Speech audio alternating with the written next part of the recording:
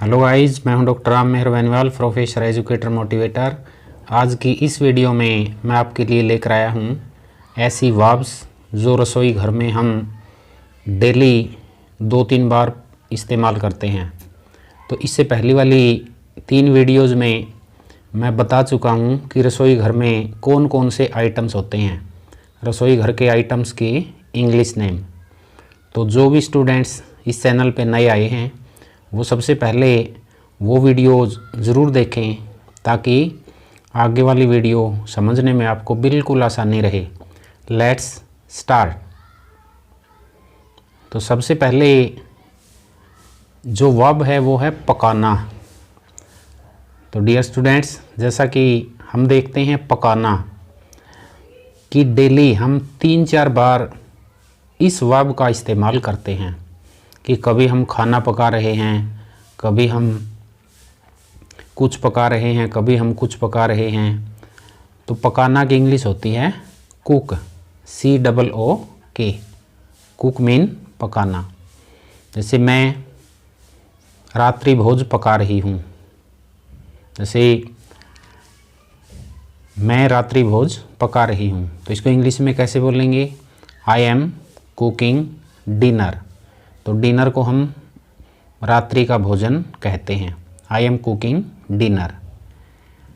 उसने खाना पका लिया है, इस तरह से भी यूज़ कर सकते हैं कि कोई पूछे कि क्या उसने खाना पका लिया है, तो हम कहेंगे कि हाँ उसने खाना पका लिया है। तो उसको इंग्लिश में कैसे बोलेंगे? She has cooked food. She has cooked food. तो नेक्स्ट वर्ब है हमारी गूंथना। तो जैसे गूंथना वर्ब हम दिन में 2-3 बार यूज़ करते हैं कि जैसे ही रसोई में चपाती बनाने की बात आती है तो सबसे पहले आटा गूंथना पड़ता है। तो आटा गूंथना उसको हम नीड बोलते हैं, या बेसन गूंथना है, या मैदे से हम कोई चीज़ बना रहे हैं तो मैदा गूंथना है तो उसको इंग्लिश में क्या बोलते हैं? नीड। KNEAD, need. नीड का मतलब है गूंथना। तो के नहीं बोला जाता इसमें, तो इसको के को साइलेंट रखना है, नीड। तो जैसे कोई पूछे कि आप क्या कर रहे हैं या आपकी मम्मी क्या कर रही है, तो हम कहेंगे वह रसोई घर में आटा गूंथ रही है। तो उसको इंग्लिश में कैसे बोलेंगे? She is needing dough in the kitchen. तो DOUGH, ये डो का मतलब है गिल्ले आटे को हम क्या बोलते हैं? डो बोलते हैं। और सूखे आटे को क्या बोलते हैं हम? Flour, FLOUR, flour. तो she is needing dough in the kitchen, वह किचन में आटा गूंथ रही है। नेक्स्ट यूज़ है इसका, क्या तुमने आटा गूंथ लिया है? अब जैसे आपकी मम्मी या आपकी बहन या हम रसोई में आटा गूंथ रहे हैं और कोई बाहर से आता है और पूछते हैं कि क्या आपने आटा गूंथ लिया है, या घर का कोई दूसरा मेंबर्स पूछता है कि आपने आटा गूंथ लिया है, क्या आपने आटा तैयार कर लिया है, तो यहाँ पे क्या होगा फिर? Have you needed the dough. Have you needed the dough. तो इस तरह से हम गूंथना वर्ब है जो इसका सेंटेंसेस में यूज़ कर सकते हैं। तो नेक्स्ट वर्ब है छानना। छानना, तो ये भी 2-3 बार दिन में छानने का कार्य होता है। तो जैसे ही कोई चीज़ हम छानते हैं तो तभी इस वर्ब का यूज़ करते हैं। तो इसको इंग्लिश में बोलते हैं शिफ्ट, SIFT, शिफ्ट। तो शिफ्ट का मतलब है छानना। जैसे आपकी मम्मी आपको कहे कि जाओ बेटी आटा छान लो, कि राधा आटा छान लो, तो किसी को तो बोलेगी, तो उसको क्या बोलेंगे फिर? Shift the floor. Shift the flour. तो ये है फ्लोर यानी सूखा आटा, यानी छानने का काम होगा जो सूखे आटे से होगा। तो गीले आटे को हम डो बोलते हैं। शिफ्ट द फ्लोर, आटा छान लो। दूसरा सेंटेंस है मैं आटा छान रही हूँ। कि मान लो आप रसोई में हो, कोई आपसे पूछ रहा आप क्या कर रहे हैं, मैं आटा छान रही हूँ। I am shifting the flour, I am shifting the flour. तो dear learners, if you are enjoying this video, then like and share the video and subscribe the channel। तो डियर स्टूडेंट्स, तो जैसा कि हम सब जानते हैं इंग्लिश एक हैबिट फॉर्मेशन से आती है। यदि आप रियल में चाहते हैं कि मैं इंग्लिश बोल लूँ, क्योंकि इंग्लिश बोलना एक क्रेज़ है, इंग्लिश बोलने से आपका स्टेटस है जो वो हाई होता है। तो यदि आप भी चाहते हैं कि हम फ्लुएंट इंग्लिश बोलें, कि हम भी इंग्लिश में बात करें, इंग्लिश बोलें, इंग्लिश समझें, इंग्लिश लिखें, इंग्लिश पढ़ें, तो थोड़ा सा अलग हटके आपको काम करना पड़ेगा। और कोई वो बड़ा काम नहीं है, वो काम भी छोटे छोटे सेंटेंसेस बोलना शुरू कीजिए, छोटे छोटे वाक्य बोलना शुरू कीजिए। डेली लाइफ के जितने भी सेंटेंसेस आप उनसे स्टार्ट कीजिए, तो धीरे धीरे आप हैबिचुअल हो जाएंगे। तो प्रैक्टिस है ना जो, वो ज़रूर है इसमें, practice makes a man perfect. तो नेक्स्ट वर्ब है छानना। तो वो भी छानना था।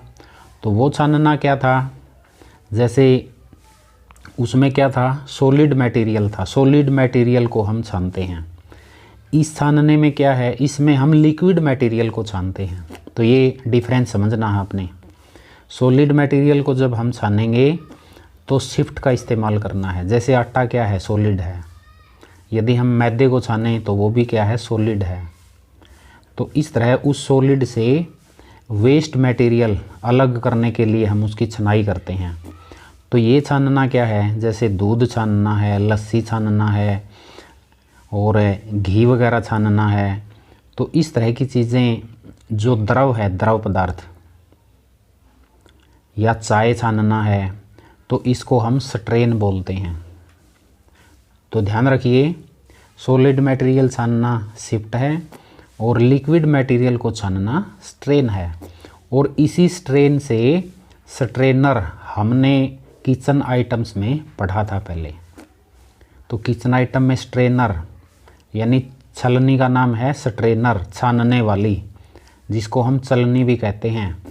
और स्ट्रेन का मतलब है छानना, यानी चाय छानना, दूध छानना, घी छानना। तो इस तरह की जो चीज़ें हैं वो स्ट्रेन वर्ब के द्वारा दिखाई जाएंगी। जैसे इसका यूज करते हैं, हम छलनी का प्रयोग चाय छानने के लिए करते हैं। हम छलनी का प्रयोग चाय छानने के लिए करते हैं। We use strainer for straining tea. We use strainer for straining tea, कि हम स्ट्रेनर का प्रयोग करते हैं चाय को छानने के लिए।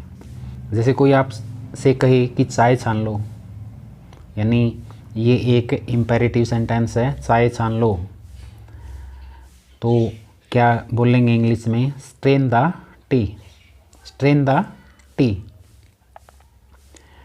नेक्स्ट वर्ब है बीनना। नेक्स्ट वर्ब क्या है, बीनना। तो बीनना, इसको समझना है हमें, बीनना क्या होता है। जैसे आपने देखा होगा कि जैसे हम चावल बनाते हैं तो चावल के अंदर वेस्ट मटेरियल मिला होता है, तो उसको हम पहले वेस्ट मटेरियल को एक एक कण को छांट के अलग करते हैं, हाथों से उसकी चुनाई करते हैं। जैसे दाल बनाने से पहले क्या करते हैं कि दाल को हम किसी कटोरे में या किसी प्लेट में लेते हैं, तो उस प्लेट के अंदर बिल्कुल एक एक दाल का दाना अलग अलग करके हम वेस्ट मटेरियल को निकालते हैं, ताकि वो खाने में किसी प्रकार की प्रॉब्लम क्रिएट ना करे। तो उसको बीनना बोलते हैं। क्या बोलते हैं उसको, बीनना, यानी यूज़फुल मटेरियल से वेस्ट मटेरियल निकालना। और वो हाथों से निकालना है, किसी और चीज़ से नहीं, हाथों से निकालना। उसको पिक आउट बोलते हैं इंग्लिश में। क्या बोलेंगे, पिक आउट। चावल बीन लो, इसका मतलब है चावल बीन लो, यानी चावल से वेस्ट मटेरियल निकाल दो। तो इंग्लिश में कैसे बोलेंगे, pick out the rice, pick out the rice. कृपया दाल बीन लो, कृपया दाल बीन लो, यानी दाल से वेस्ट मटेरियल निकाल दो। तो इसको कैसे बोलेंगे? Pick out the lentil. तो लेंटिल कहते हैं दाल को, पिक आउट द लेंटिल। तो dear learners, it is enough for today. I hope you will have enjoyed this video. See you soon with my next video with other verbs used in kitchens.